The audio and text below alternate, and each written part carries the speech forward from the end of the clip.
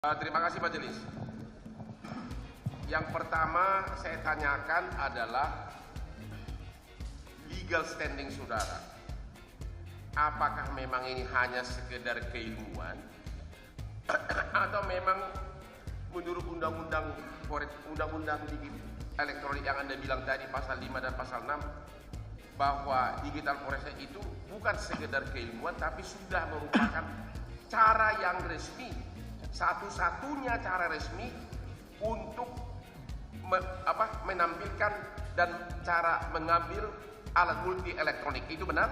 Benar, sesuai dengan yang diamanatkan di pasal 5 dan pasal 6 Undang-Undang ITE, digital forensik itu adalah satu-satunya cara keilmuan, proses dan teknik untuk membuat sebuah barang bukti elektronik menjadi sah agar dapat dipastikan sebuah keutuhannya dan keasliannya.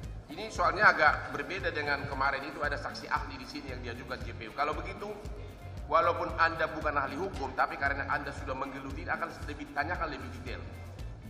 Anda tadi menyebutkan pasal 5 dan 6 Undang-Undang ITE.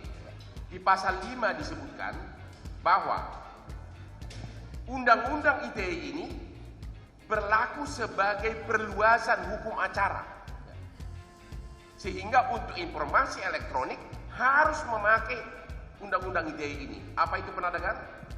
Saya pernah dengar, tapi yang pasti secara praktisinya kami baik pribadi maupun di-hire oleh penegak hukum manapun pasti kita merefer ke pasal 5 dan pasal 6 Undang-Undang ITE itu, apapun kasusnya, apapun jenis tindak pidananya. Di dalam pasal 5 disebutkan Undang-Undang ITE ini merupakan perluasan terhadap semua hukum acara kaitannya dengan alat bukti elektronik. Anda sudah mengalami, termasuk berarti KUHP, kita Undang-Undang Hukum Acara Pidana diperluas dengan pasal 5 ini. Setuju? Setuju. Yang Anda alami? Saya setuju, karena sesuai best practice saya, hal itu yang dijalani oleh semua penegak hukum. Yang Anda alami di berbagai kasus, termasuk tadi Anda mengatakan di Pengadilan Negeri Jakarta Selatan sampai keluar penetapan untuk menforensik ulang. Benar? Benar. Artinya yang Anda alami selama ini, alat bukti elektronik tidak diakui kalau tidak melalui digital forensik. Benar. Jaksa mulai pusing nih. Pertanyaan saya berikutnya. Tadi yang mulia Bapak Hakim Anggota menanyakan kalau ditampilkan sebagian-sebagian. Nah, sekarang ini perlu dianalisa. Kan saya kasih contoh kan, kalau inilah misalnya ahli bukti forensik yang mungkin perlu diperjelas lagi, yang ditampilkan sebagian ini yang forensiknya, atau yang terjadi di kasus ini bukan forensiknya yang ditunjukkan kepada saksi, tapi WA itu di handphone di screenshot kayak gini, kayak screenshot ada artis terkenal di screenshot, mana bagian-bagian yang seksi itu yang di screenshot. Bahkan sidik jari dari penyidik tersebut kelihatan. Pertanyaan tadi untuk memperdalam pertanyaan Hakim Anggota, apakah yang Anda maksudkan itu boleh sebagian tapi bukan screenshot seperti ini, tapi adalah sebagian dari hasil forensik ini? Yang mana yang benar? Mestinya bila yang dimaksud sesuai dengan Hakim Anggota disebutkan adalah sebuah percakapan pesan, yaitu percakapan WhatsApp, dan seperti penasihat hukum tampilkan ada pemfotoan dua device, satu device dari menggunakan device yang lain. Keywordnya ada satu, yang mau dijadikan barang bukti adalah barang bukti elektronik, yaitu WhatsApp, pesan WhatsApp tadi.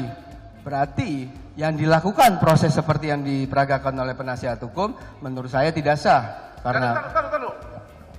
Jadi contoh tadi, ini jaksanya ketawa terus nih. Tadi Anda mengatakan seluruh chattingan yang di screenshot, ya, bahkan jarinya penyidik kelihatan. Mana ini contohnya nih? Ini contohnya nih, mungkin saya kira nggak usah saya tunjukkan untuk menghemat waktu. Ini ada contohnya nih. Ini ada jari-jari penyidiknya nih, ya. Kalau sudah ada kelihatan jarinya seperti ini, ya, ini udah pasti bukan forensik kan? pasti bukan. Oke. Menurut Anda, kalau di screenshot seperti ini dengan jari kelihatan, menurut Anda inilah bukti elektronik yang tidak sah? Tidak sah itu, confirm. Karena yang mau ditampilkan atau mau dijadikan alat bukti adalah percakapan ataupun informasi elektronik. Sesuai di Undang-Undang ITE, itu adalah barang bukti elektronik. Barang bukti elektronik prosesnya bukan seperti itu, Pak Penasihat Hukum. Harusnya yang ditunjukkan adalah hasil dari digital forensik tersebut. Betul, betul. Dan proses forensik digital itu dapat melakukan screenshot yang proper, yang benar dan sesuai. Jadi digital forensik pun bisa melakukan screenshot. Bisa dilakukan screenshot dengan menggunakan software yang sesuai dia gunakan untuk melakukan mobile forensik terhadap handphone tersebut. Jadi bukan dengan cara seperti di warung rokok, warung warteg gitu diambil begitu ada artis terkenal dikirim, langsung dikirim ke temannya. Ini ada loh, ini temannya Hotman Paris ini, bukan begitu ya? Confirm. Jadi bukan begitu. Karena apa? Yang tadi kita sudah majelis hakim tanyakan, barang bukti digital itu sifatnya rentan. Kalau dilakukan proses seperti tadi yang salah, yaitu melakukan foto dari satu device ke device lain, itu kan foto tersebut dengan mudah setelah difoto siapapun, nggak perlu ahli IT ataupun berilmu pun bisa melakukan editing terhadap data tersebut. Makanya itu tidak dianggap sah ataupun tidak diperbenarkan di ilmu ini. Karena barang bukti digital